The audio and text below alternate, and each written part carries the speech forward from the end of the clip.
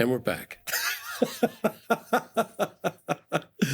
Today, we're here to discuss athlete's foot. What are we doing here today? I mean, Nathan, I've been doing this for so long. I have so many questions, but keep going. Nathan Fillion is overthinking it. I think maybe, I don't know. It's funny because I never think of you as an overthinker. I think of you as someone who just kind of naturally seat of my pants glides through life successfully. So that's not far from true. Yeah. There's very little that happens to me that happens by design. I rely so very much on luck. You think so? Oh, yeah. No. Oh, man. No, you do a lot of work. I say like, oh, this incredible thing happened to me. And the first thing out of people's mouth would be, lucky. And they're right. They're right. Really? Yeah. I think it's because you're tall and handsome and they just don't want to think like, and he also has all these other great qualities. They're just like, this tall, handsome guy, it's just luck. And I'm not even that handsome. What? My secret is keeping my distance. Well, that's perfect for a middle-aged person like me because you're right in the blur zone there. Yeah. So. I don't think I'm ugly by any means, but if you like lined up a bunch of handsome people, you're not going to go, that one. I'm not everybody's cup of tea. Listen, but they go, hey, that's the guy from The Rookie. And they kind of, handsome is kind of interchangeable with, I know who that guy is. I know who that guy is. Yeah. But you did ask me a question that I would also ask, which is like, do we have to read anything? Because I don't have my glasses. I'm like, yeah. I know exactly what this guy is asking. Yes. No, we do not have to read anything today. Thank God. I've got the multifocal contact lenses. How are those? They're okay. They kind of like, they try to correct everything so they're not great at any one thing. So everything is just slightly blurry. Many a year ago, but many a year after LASIK surgery had been developed. So kind of in this, it got pretty well advanced. Yes. I went and I got it done. Yeah. And we guarantee you 2020. There's a chance you'll get 2015, and some people get 2010, which is Other people can see through time. exactly. Yeah. So You're you putting a like laser in cross your eyes. fingers. You think, oh, please let it be me. I got 2015, Okay. and that's, I don't know if you've ever had like super sharp eagle vision. Not for a long time. I had it for a long while, and then suddenly I started like pulling things away to read them, and suddenly things in the back of, I started to squint a little bit. I am like a crack addict, jonesing for crystal clear vision again, and I don't think I can get that with contact lenses. It's always going to be a little. I do not qualify for LASIK because I'm farsighted, and they're like, it doesn't work. And they started explaining what they could do. They're like, well, we could do a procedure where I think they use the word cut and lift up. And I was like, that's not anything I want near my eye. The other kind of thing that freaks me out is that I'm slightly too neurotic because even hearing about LASIK, they go, I go, well, you point the laser at the eye, and they go, yeah. And you go blind for like a half a second. They just said half, and I was like, that's like a half second too long for my comfort level. Here's the thing. We're talking about LASIK like it's amazing. And it was for a minute. It's so antiquated now. There's other things they can do that are like, ooh, listen, you don't want to do LASIK. That burns away your eye. Oh. Yeah, there's different things now they'll do. What else? Do they just have a robot? Like they just put like nanobots in your head? There's different procedures that you can do. There's different things that they'll do. One's called the smile. I think it's marketing. It's marketing. But smile laser or something like this. It's SML something. Oh, okay. They're all 3 letters. They all have some code name. Of course. If I said to you, I can make a little slice here and I pull out your lens and put in a bionic lens, and you'll Yeah. Well, you just used the word bionic, so now you're speaking my language. They should have used that word. Okay, so you can do that now. There's like a thing. Now your brain, it's like you're an infant again. Your brain has to figure out, oh, where's the focus and where does it live? And it makes that sound. Absolutely. If it doesn't, I want my money back. Does it do the old school $6 Million Man? That's the one. Like that's what I want. If it does a sound effect, or that's how you sell to of the hearing. Yeah. That's how you sell to a Gen X audience. There you go. I don't know. I feel like I'm just kind of like slowly accepting it. Like I'll have injuries or something will happen and people will go, what happened? And I go, I think I'm just alive longer than people were meant to be. I think that's really the problem. Yeah. I think I've just been cheating death for 10 extra years and my body is, in sharp defiance of nature. And so. Yeah, I pinched a nerve in my neck. I'm only like 4 days into like not being in debilitating pain. I had like the steroid shot in the spine. Yeah. And but I was like a month of radiating down my arm. I couldn't do anything. It was it was awful. How did I do it? It's a puzzle. You were doing a puzzle. Literally, I was doing a puzzle. I know you take your puzzles very seriously.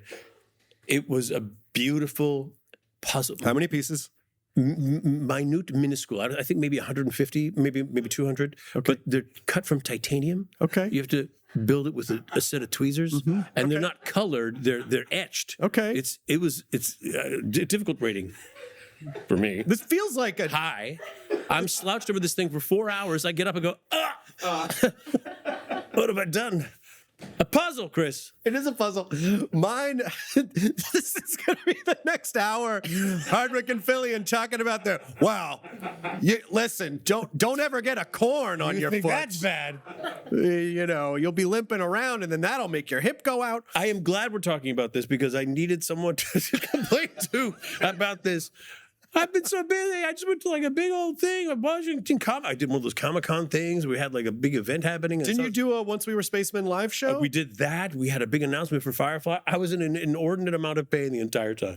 And it is amazing how you just learn to just get comfortable with the pain. You just sort of live with it. Like I've had tinnitus for 9 years. My ears just ring all the time. I've had a knee thing for a couple of weeks. And I also had a disc problem in my neck because my backpack was too heavy. And I used to think, oh, why don't older people carry backpacks? Do they think it's not cool anymore? No, because it rips your spine out. And I was like, my arm was numb. I'm like, well, I'm definitely having a stroke. Oh no, it's your backpack. You love that Pikachu backpack. It is. I gotta catch them all. He's an electric mouse. Why would I not want a Pikachu backpack? So it really, it's funny to be faced with the mortality, but also be in a business that's like, but you can't be mortal. You go to these conventions where I'm sure you've met people who they go, oh, hey, I loved you in. What happened to your face? Because they're fans of something you were a fan of like 20 years ago. And they're looking at you going, oh. Yeah. So you can tell they're a little. But you're on social media. You're on a show that's been on for a long time. But sometimes people. Yeah, fair enough. There's people who are in the know. I'm getting older and they're there with me. It might be a mortality mirror for them, too, where they're like, now they feel old because they've been watching you for a long time. I've had that experience before, too. Looking at someone else's thing. Yeah, where they look at you and they're like, and then they kind of feel older because you're older. They're like, oh my God, I used to watch you forever ago, when I was in high school. And I was like, yeah, I was an adult when, I watched Single Out when I was a kid. Like I was 22. I was 6. So yeah. Like, I'm going to go have dinner at 4:30. You've been doing this. Yeah. For a long time. A while. Yeah, I've been doing this for a while. Were you always good at it? I don't know if you know this. Chris. I started a podcast. I do. Once We Were Spacemen. So I started a podcast. You and my old friend Alan Tudyk. And it's a learning process. It really is. I'm learning a lot. What you do is not easy. To keep a conversational ball in the air. Not even just a conversation, but to keep something consistently interesting and widely something that can be widely appreciated. So these are things that haunt me. Well, but at the end of the day, you and Alan are great talkers. You're funny. You activate each other in that great way that comedy friends and good friends activate each other. Yeah. So when I saw that you guys were doing a podcast, I'm like, this is such a great idea. I mean, Alan and I did a sitcom pilot together in 2001. We played brothers. I did not know this. On a show that we were both convinced was a rocket ship to the money moon because it was produced by one of the Friends producers. This is the year 2001. The future. Wait, this is before Firefly. Yes, this was 2001. The cast was amazing. It was like these legendary, like Leslie Ann Warren and Kathy Moriarty, and it was just such a great cast. And we played brothers, and you guys could totally be brothers. We were, and and it didn't go. And that was just one of those lessons of having to learn and understand that you literally never know. Every piece of, to use your puzzle analogy, every piece of the puzzle could be there, and it's for some reason it still might not go. And You we got to get think a- at that time, like Friends is still like very, I think Friends was still on in 2001, right? So there's no bigger producers in television than the Friends producers. There's no bigger network than NBC in 2001. These cast members, and it didn't go. You're thinking, we're going to be the next Friends. And instead, you get a bulging disc. Instead, I'm just an aging podcaster. So I've known Alan forever, and he's just like watching his career develop and to watch him, this whole side of him unlock through like like the movies that he's done, the Pixar movies and the Disney films and the voices that he's done. Like he's really iconic to a generation of people the same way that like the voice of Winnie the Pooh was to us when we were growing up, or the voice of, so I don't know that he entirely sees it. I think he's aware of it, that it's that factor is out there. Yeah. I don't think he fully understands. I just think, he thinks, people like this stuff. Oh, this is fun. It's popular. People enjoy it. But he doesn't see it as, man, I really am like this generation's Mel Blanc. Yeah, because I think he thinks he's just kind of dicking around like, oh, I'll do an Ed Wynn character, and now I'm King Candy, you know? But it's like, yeah, but that's going to solidify for someone as like an iconic character. But it really is all about point of view, and people are genuinely excited by you and what you do. And do you have that vantage point, or can you digest that in any way? This is something we talk about when we're doing a show right now called The Rookie that we just finished season 8. It's a widely viewed show. People really enjoy watching that show. And as a cast, we will tell each other our stories about how sometimes someone will, oh my God, let me tell you just how much this means to me. Yeah. And going to a convention, that's where people line up to do just that. They are there to show you that they are passionate about something you're doing. You're at work every day. You want to do a good job, but you're in a bit of a bubble. You don't think about the effect this is going to have on someone. But someone is out there, and this means a great deal to them. And every once in a while, you get a little whiff of that, and you think, oh, yeah, that's why I do this. Yeah. And so it's so great to have these, to have this convention circuit, this convention culture that we have, where you actually get to meet people and they get to say like, this thing meant a lot to me. And as a fan of stuff, that like the things that are part of your regular rotation get you through the best times in your life, the worst times in your life, times with family members that aren't here anymore. And so it's not that entertainment means everything, but it means something, Yes. Yeah. And so it is, it's really cool that we get to do something that connects with people in any way. It is. And I love that you're doing more stuff like the podcast, because it just, to me, do you feel like it's unlocked a different facet of your like entertainment personality? Yes, absolutely. It was born from these conventions and doing panels, just Alan and I going up on a stage in front of a big crowd of people and just having our dynamic and being able to spend time with them. Now, it is a very forgiving audience. They will laugh at anything. It's fantastic. But my friend Michelle Chapman, whom you know, said that, you guys, this is a podcast. That's exactly what a podcast is. People will tune in to listen to this. And I didn't believe her. But I finally acquiesced, and we started the podcast, and it's a lot of fun letting people get to know Alan a little better, because I think you can appreciate his work, but there's no way you can know this man. And he is extremely interesting and entertaining, and the adventures he's had and the life it's fantastic. The thing that I find interesting, especially like from when I first started the podcast, and which was now 16 years ago, and thinking like up to that point, trying to fit into this box of the entertainment business, like, auditioning and not getting stuff and thinking like, oh, I'm not this enough, or I'm not that enough, or I need to be more. And then just kind of giving up and going, well, I was going to do something that's me, that I, that's enjoyable to me, that's interesting to me, that's who I am. And then that becomes the thing. And like in your guys' case, like, you work to be all these other people, but the thing that actually kind of helps connect with people in a really great way, it becomes sort of the foundation of what you're doing is you just embracing who you are and being yourself. I mean, it's so hard to be like, I'm the thing, I'm not a thing, I'm just me. And again, it's not having that vantage point from the driver's seat. You're saying that you changed directions from acting and you came into more of a hosting and the podcast thing, and we as actors who are now doing podcasts should stick to our lane. I'm glad that's what you extrapolated. Got it. Yeah, I would. At what point is luck just flat luck, and at what point are you setting the table? Luck to me can be kind of an engineered, you set the circumstances. I read an article that said the difference between lucky people and unlucky people is gratitude. Right.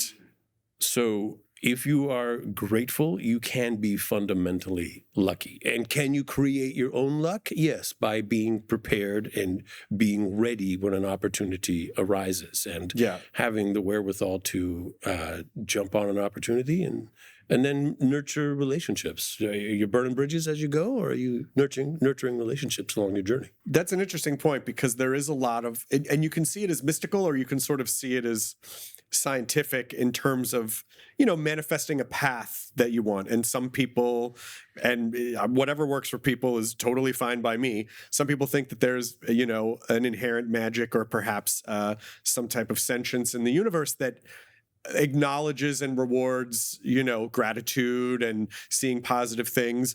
And then the other side of it is like, well, if you're grateful and you notice positive things, you're going to start seeing more positive things. And if you start seeing more positive things, those are the opportunities that you're going to see that are going to present themselves. And so the reason why I like that is that it really satisfies both personality types. Mm-hmm. You can either be this way about it or that way about it, but it leads to a very similar place. So which of the two are you? I find that the older that I get, the more I would like to be spiritual, because it feels like you're just sort of letting go. But because of the way that my brain works, I like everything to be evidence-based, empirical, like I need to see it. When I first got sober, people would say like, oh, release it to a higher power. And I was like, but that's not really my belief system. And it took me many years of sobriety to understand that can be God, that can be whatever spiritual entity, it can be the universe, or the other option is it can just be letting go and admitting that you're not in control of everything. And that kind of blew my mind. I was like, I think that also comes with fatigue. Like, yeah. I don't know. Or giving up. Yeah, just, or at least saying no. Like you get to a point where you just go, yeah, I'm not going to do that. I'm just not going to do that. I can tell you exactly where that's going to go. I can tell you exactly how that's going to pan out. I've seen this happen many times. Like the Groundhog Day effect. Yes. You're like, I've just been around so long. Yes. Have you ever worked with younger people and you've said, I can tell you like 7 different ways that's going to go wrong. And you just know. Your brain, the prefrontal cortex is the bit that says, how can this possibly go wrong? Right. And it's not fully developed until you're 25. 25, 26, that's right. So until you're in that range, you don't even have the capacity, never mind a wealth of experience to say, I've seen this happen before. Let me tell you how this is going to end. Consequences. Exactly. What do you know? Also, get off my lawn, please. Yeah. Did you have a mentor? Was there someone who said, Chris, let me give it to you straight. This is what the skinny is. When I was 19 years old, I worked at a golf course, and there was an actor there who was a member there. It was an actor named Peter Scolari. Hey! Peter Scolari was in Bosom Buddies. Oh, yes, he was. I'm a big fan. I bought a unicycle because Peter Scolari... Same! Someone stole my unicycle. Recently? No! No, in college. I didn't learn to play the unicycle, to ride the unicycle, because I bought one, someone stole it, and I couldn't afford to buy another one. So I could have ridden in here on one tire, but thanks to some roving gang of clowns. You're doing all right now. You can get another unicycle now. Who steals a unicycle? Clowns. So bears, circus bears.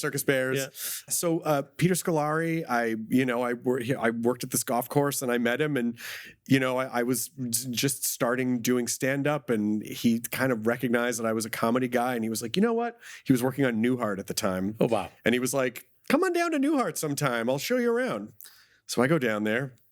I have lunch with him and Bob Newhart and Tom Poston, and I meet the whole cast. And Dick Martin from Rowan and Martin's Laugh-In was directing, and Peter was just really like, just pop by whenever you want.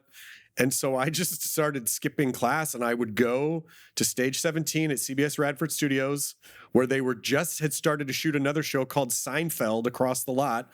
And that was like a year of my college life, was hanging out the last season of I was at the last episode taping of Newhart. And so Peter was kind of my mentor. He taught me how to juggle. He really did. And he was a lovely man, and he sadly passed away a couple years ago. And I ran into him at the Creative Arts Emmys a couple years ago, and I think I did express to him how much taking the time to just let a young comedy nerd into this world and showing me grace and kindness, like what that meant to me. Did you have someone who did the same thing? Yeah, my first job was a soap opera, and there was a lot to learn. And I learned that there were some kids down the street on another soap opera down the street that were not having a great time of it. But everybody where I was incredibly supportive and willing to teach me anything I asked them to.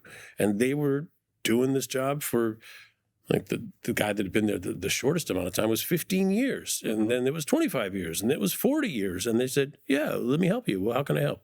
It was phenomenal. And to that point of not having the capacity to understand how things are going to pan out and not having the experience, I would simply ask them, what are my mistakes that I need to start avoiding? What do I need to not do? What would you have done differently? Mm-hmm. And they were all there for me. It was incredible. I didn't have to make mistakes because they would tell me how that would pan out. Yeah.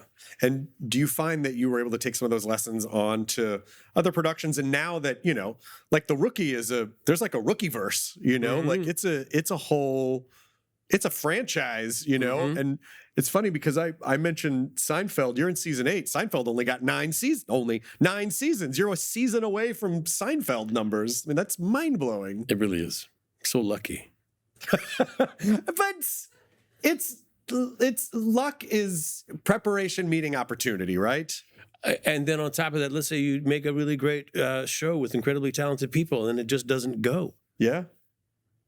That's unlucky. It should have gone. There's so many things working in your favor. That pilot you did with Alan should have been a go. There's a lot of talented, fantastic, wonderful people. But who knows what would have happened to my life back then? It's like you can't. I think that's why it's always so important to be present and aware and say, like, look, like that was 2001. Maybe I wouldn't have quit drinking in 2003 if I had been wildly successful back then. It's easy to look back at it, decades later and say there was a learning experience there. But in the moment, you go, crap. Yeah, of course. You're existing in the immediacy of it. Yeah, it's hard to have perspective. Whenever I meet and have an opportunity to work with someone or be around someone who is successful in a way that I admire, I constantly ask them to teach me something. Mm-hmm. I ask their advice on all sorts of things. You got to pull something out of that experience. Yeah. Well, you're kind of in charge of you and Michelle kind of run The Rookie, right? To a degree. We are executive producers on The Rookie. We do not run you don't run the physical production, but you are. But it is technically like your creative production. Yes, in a sense. Listen, one of my strengths is knowing whose coattails to ride on. So, and Michelle's one of them. Alexi Hawley is one of them. I met Alexi Hawley when he was a writer in the beginning of Castle.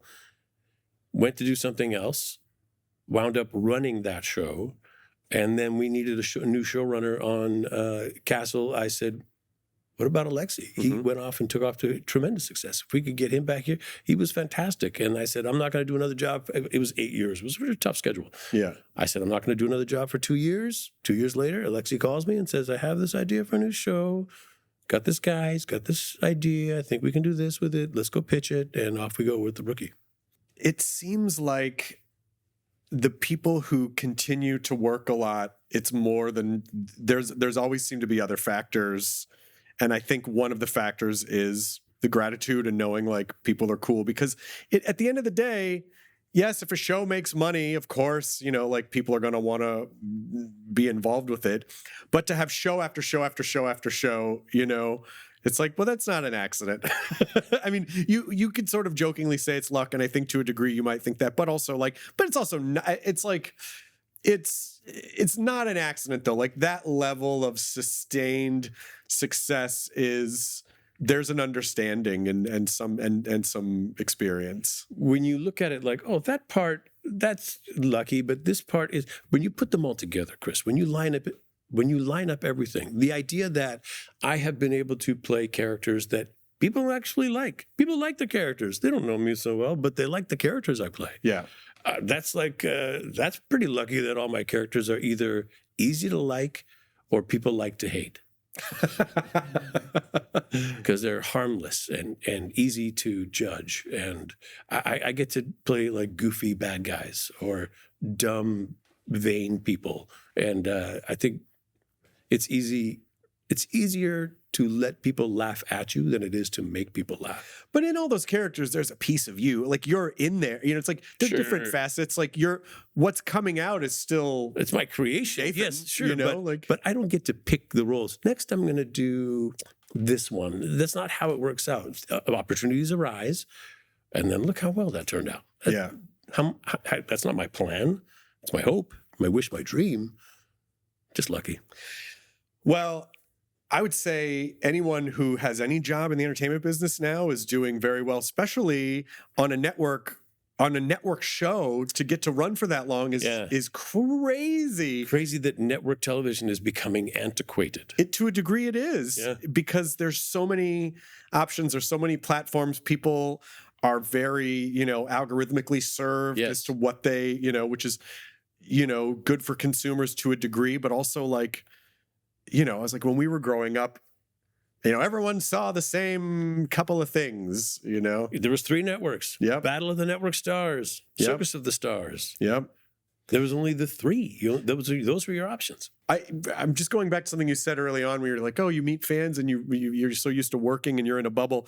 I always think about the SCTV cast and how they were just like making a show in a bubble in rural Canada, and just how could they have any idea, not just how popular that show would become, but just how like legendary, but you just don't know. They just couldn't have known when they were in it. They were just doing what they did. And again, making each other laugh, being who they were, being the most them performers they could be. And rocketing to stardom and huge film careers and influencing like generations of comedy moving forward, And so sometimes I think you're kind of put in that situation, and other times it's nice when you can choose that situation. So the fact that, you and Alan decided like, hey, we're going to just be ourselves on a podcast and see how that goes, because we have fun conversations.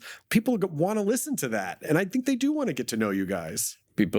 Alan entertains me to no end. So I'm getting it on lockdown, how to just keep him rolling, because he keeps me rolling.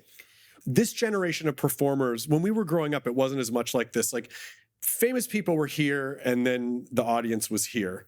And now access is different now. But also we have the ability to understand and appreciate the fandom. And I know that people know that you understand and appreciate the fandom. The same way that when The Walking Dead got popular, I could see the cast understood they were there because of the fandom. And so they developed and interacted with the fans and understood that having a relationship was good and important, and they were appreciative. And that, I think, when you're a fan and you see that someone sees you and recognizes that, like it's the best, because you just feel like we're all a part of this thing. It's a community rather than like, than the old school of like, I'd rather not take a photo, So I do think that part of it too helps a lot. And I think you could probably see that by the popularity of the Firefly post, that's fandom's still there. I see it all the time because I'm front row for that kind of,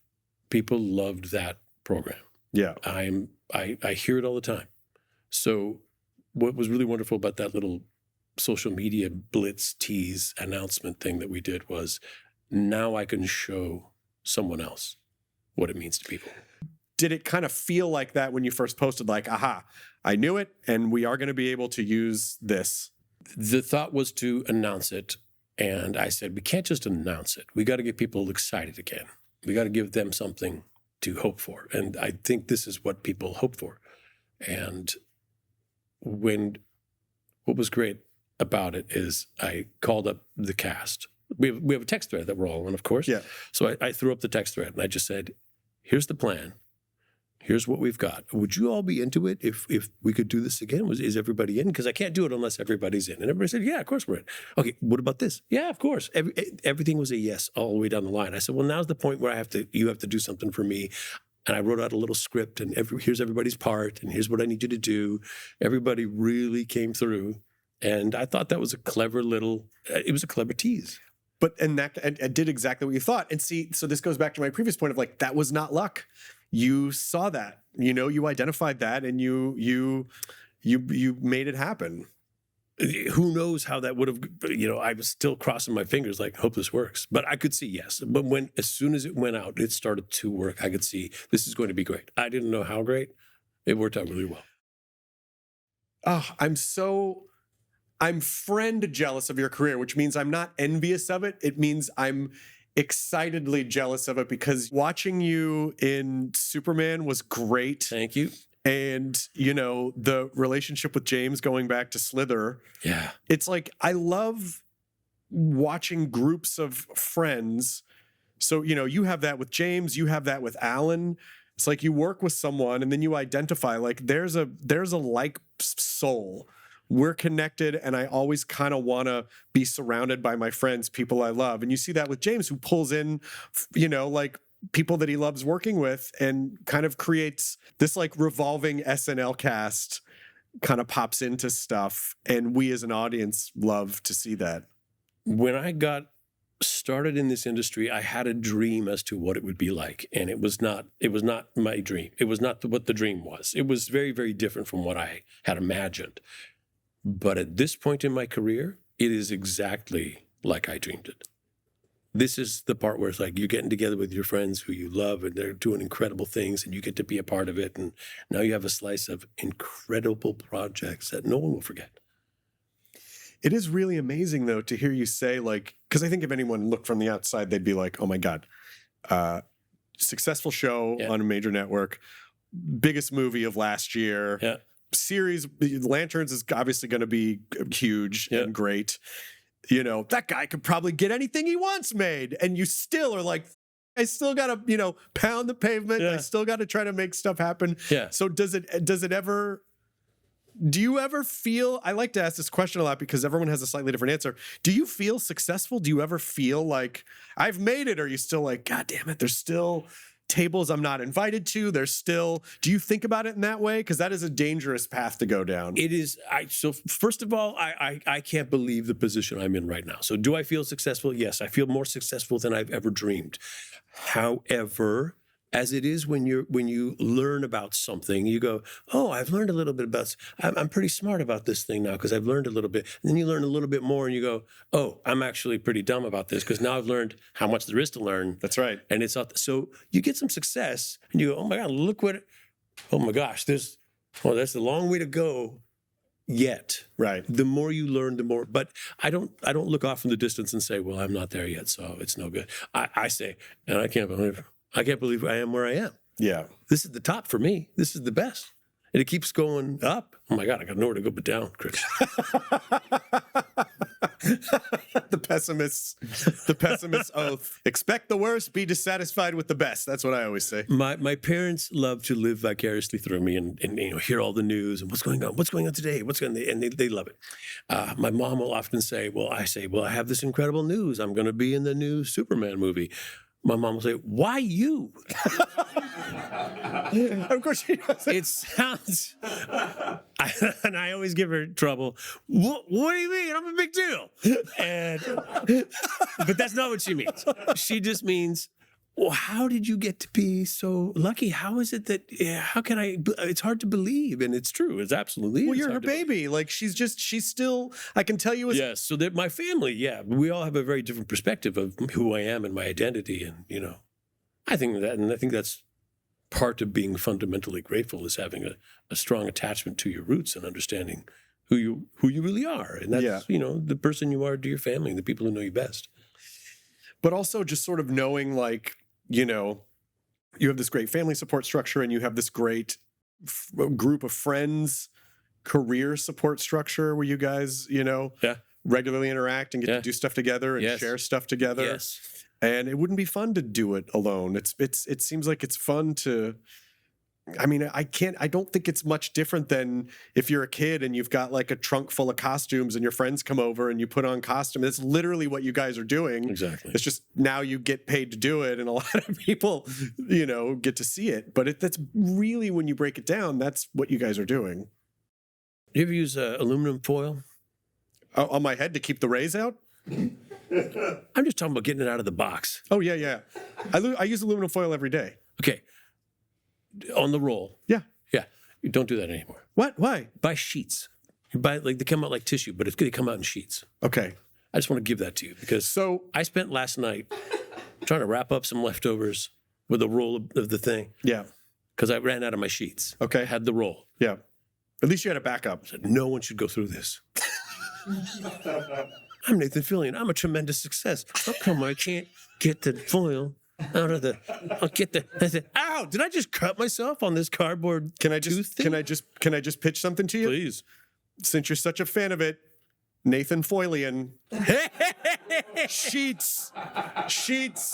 You brand the sheet in an exact length that is specific to you.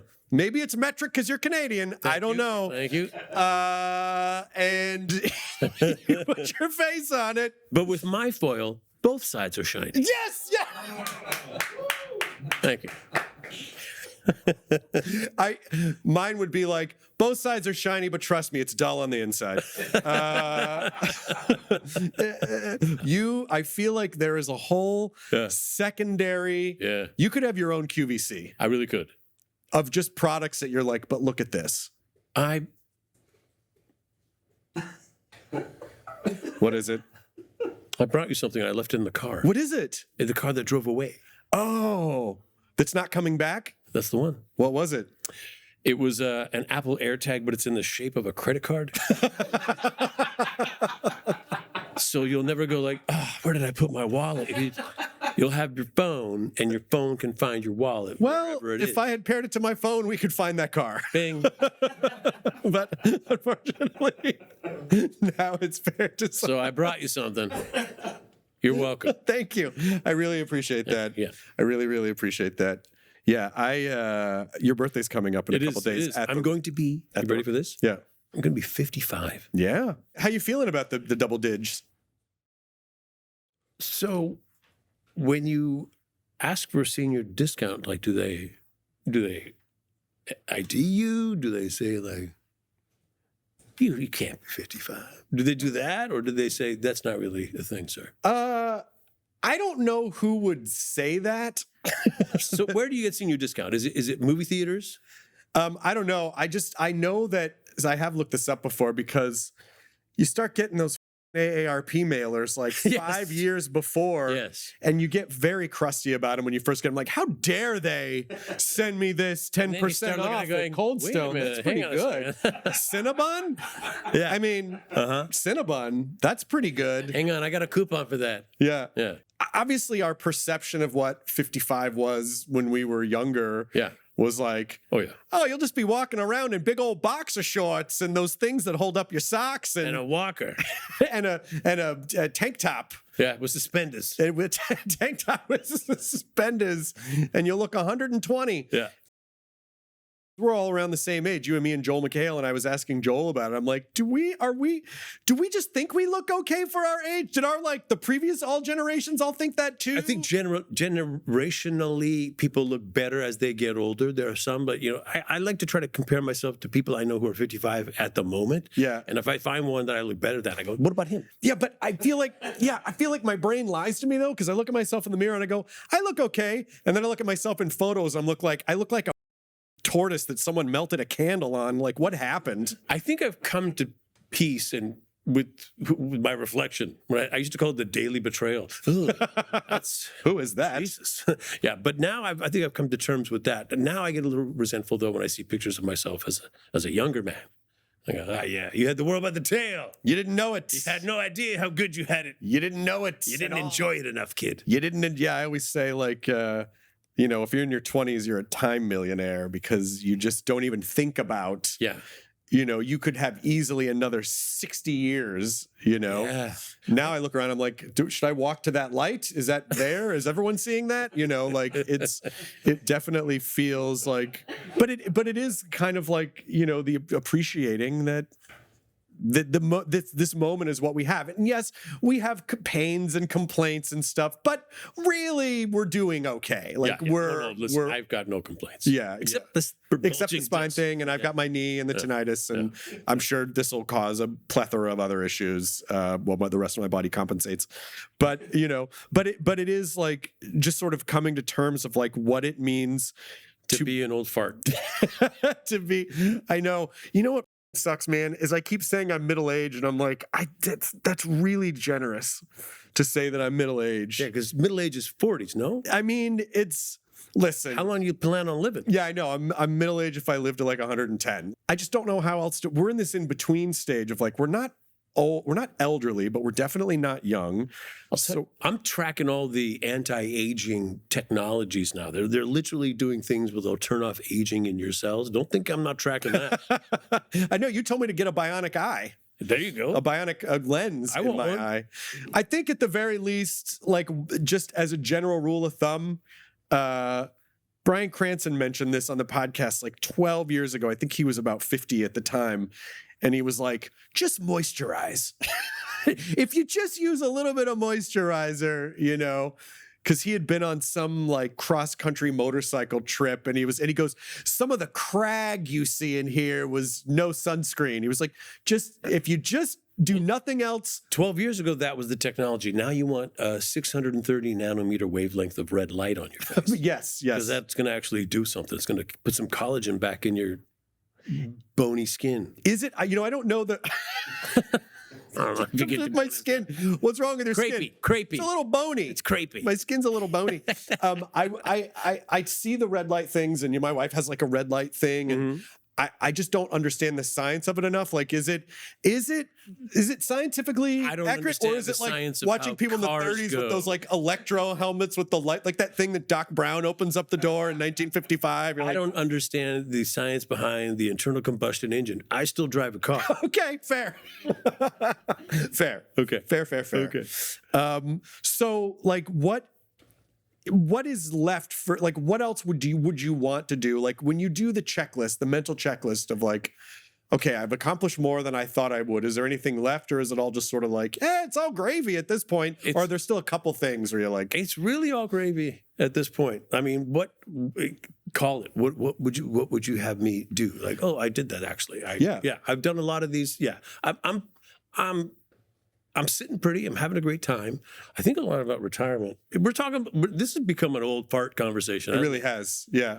But that's all right. I think about a soft retirement, Chris. Yeah. Where, maybe LA doesn't need me so much. Man, I remember the day I got cast in a show and they said, and this is your daughter. And there's this lady playing my daughter. And I go, oh, okay, I've hit that age now where I'm playing a guy who has... With an adult child. Yes. Yeah. This is a human being person who's like walking around driving herself to work. Yeah. So I guess that's where I am now. The dad, yeah. I'm the dad role. Eventually I'm going to be the granddad role. But he's probably not going to be in every scene. So I'll like... Which is good. It's great. Because I'm taking a nap. I'm going to go over. I'm going to go in my trailer. I'll be in Costa Rica. I'm Like, gonna. I'll be on a beach in Costa Rica. When you need me, you call me. I'll come in on Thursday. I'll film all day Friday and a little bit of Monday or something like that. I'm over at the farmer's market at the Grove getting 10% off. Yeah. I Put in the coupon. Put in the coupon. I feel like I know it says it expired, but yeah, you can do it. I do think that if you have the attitude of like it's all gravy, that is the sort of like releasing it, and it's also like a great. Then you're not so precious about everything, and then it's all gravy is a great way to just sort of appreciate everything. My experience has taught me that it's not always up to me how fun it's going to be, how great everyone's going to be. When it is great, when everything aligns, when times are good, Yeah. I have a gift of being able to understand in the moment. It's easy to look. I say this all the time. It's easy to look back on your life and say, at that point in time, I was in the perfect position. I have the ability to recognize it in the moment. Mm-hmm. I am presently in the perfect position. I'm on a job I absolutely love with a boss I think is fantastic, who bends over backwards for me to let me do other projects with other friends of mine that I have made and relationships I've nurtured over the years that I've maintained, and they continue to give me incredible parts and fantastic projects. I couldn't be happier. I couldn't be happier. And it's all happening right now. Alan Tudyk, our good friend, was doing 310 to Yuma, for which he had to grow out his facial hair and grow out his hair as much as he could. So he had the longest hair he'd ever had. Yeah. And he wanted to go to the Olin Mills photography Classic. studio and get some photos taken. Of course. So we wore black turtlenecks. Mm-hmm. I had longer hair. I combed it all forward, kind of bowl cut style. And I wore a handlebar mustache that was not my own, but it matched my hair pretty good. And we did these against a black background. Yep. And we said we kind of look like self-help gurus. we called it personal magnitude. And it was always my dream to have a bottled water called Personal Magnitude Confident Hydration, now extra wet. That's other waters are going to tell you they're wet. And we have it. Thank you. It's now a water bottle that's available to buy with the Once We Were Spacemen merch. We've got merch now. Every dream I've ever had, Chris, came true. There's a whole line of practical products. You could be this generation's like amazing discoveries. I think about it all the time. Powdered water, just add water. That's a great. I mean, the directions tell you right there. I also wanted to make a Nathan Fillion cutout that you could buy and put the little motion sensor in there. When you walk past it, it compliments you. Oh, that's great. Looking good. Whoa, whoa, whoa, whoa. You got this. Who's better than you? Nobody. When you were talking about you're in the perfect place, you have the ability to recognize that. And not everyone always has the ability to recognize they're in the perfect place. Even when things on paper seem what that person had always wanted. I've met those people, and to them I have said, where would you rather be right now? Yeah. Where would you rather be? So I guess that sort of dovetails into my last question is like, what advice for people who think themselves into corners, who can't get out of their own way, who maybe have the inability to sort of recognize, gratitude, goodness, anything? Like, how would you tell them to help get out of their own way? Yeah, so certainly practice gratitude. I mean, I'm not blowing anybody's mind with that one. But I will say this. If you're afraid to do something, if you're thinking about, there's a choice ahead of me, I'd be afraid to do that. That's probably a reason to do it. Mm-hmm. It's not a reason not to. I'm not going to do it because I'm scared. Yeah. That's the reason you should do it. Okay. That's my moving forward. And it's going to sound a little weird and a little hinky-junky, but moving forward in life, if you're going to come up with a decision and you're going to say, I'm scared to do this. It's going to be scary. Just do it. What's the worst that can possibly happen? Well, I wasn't going to steal a car, but Nathan Fillion said I should probably just, so I'm going to hotwire a car, I guess. Grand Theft Auto. That's the worst that can possibly happen. I was afraid of it before, but now I see it as an opportunity. I love that advice because Mike Birbiglia gave me great comedy writing advice where he's like, I write I go to a place where I start to feel uncomfortable and that's where I write from. And I'm like, that's a great bit of advice for writing. And it sort of feels like this same type of a thing for just good life advice. Like if you want to do something and your body is like, oh, you can't do that. No. Maybe that's worth unpacking and investigating and do. You can be afraid of things and still try them. Exactly. You don't even have to unpack. Just do it. Just force yourself. It's like, I did it finally. And that fear will lose its luster after a while. That fear, you'll start to understand, it'll start to die. I definitely have OCD tendencies. And I couldn't help but notice that your cup isn't perfectly centered on that. Oh, well, I can fix that over the next OCD. 4 to 6 hours. You need a little bit away from me. A little bit. No, it's... That'll do. And I find that, like, whichever, if I feed it, that gets stronger. If I reject it and kind of am uncomfortable, oh, I didn't do this thing I didn't go back in and check. How do I know the stove's off? I didn't check it. It's like, we didn't turn it on, but I still didn't see it. Those times when I just kind of like live with it anyway, it dissipates. Yeah. But the times that I give into it to just get a little bit of relief from the overthinking, it gets stronger. And it's like, well, now you got to do it again. So it really is good. It really is good advice, because fear can protect us from things, but it can also, when it kind of dovetails into anxiety, can be a huge liar to us about who we are and why things are. And, I'm going to give you one more piece of advice, and this is for actors in particular. Okay. And you reminded me when you said the stove, because this was one of my mentors when I was working on my very first job, my One Life to Live, the daytime soap opera. Mm-hmm. I never knew the long pause at the end of a scene where the camera is slowly coming in on your face. And I always thought, this is too long. What am I supposed to do with this time? And he goes, you need to do 3 things. Just this process in your head. You need to think, did I leave the stove on? I did leave the stove on. No, I turned the stove off. I'm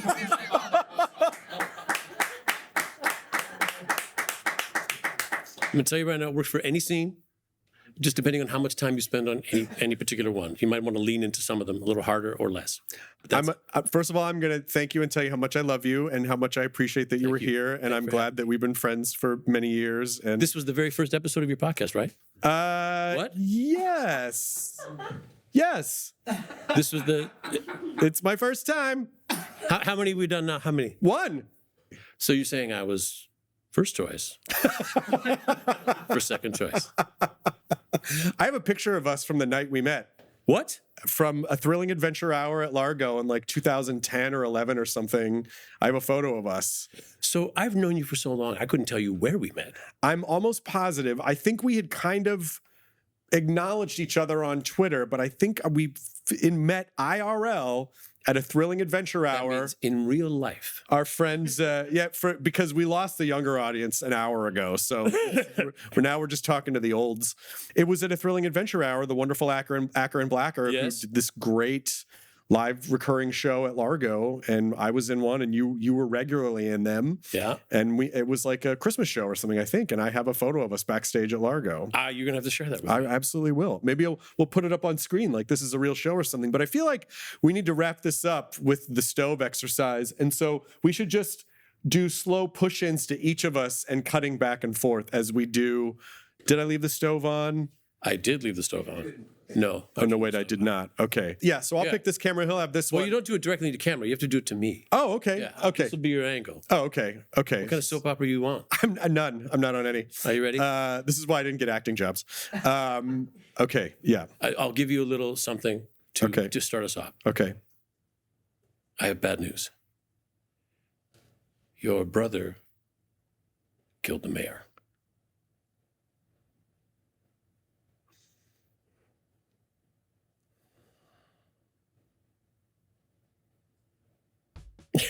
Why are you happy about it? I like the mayor.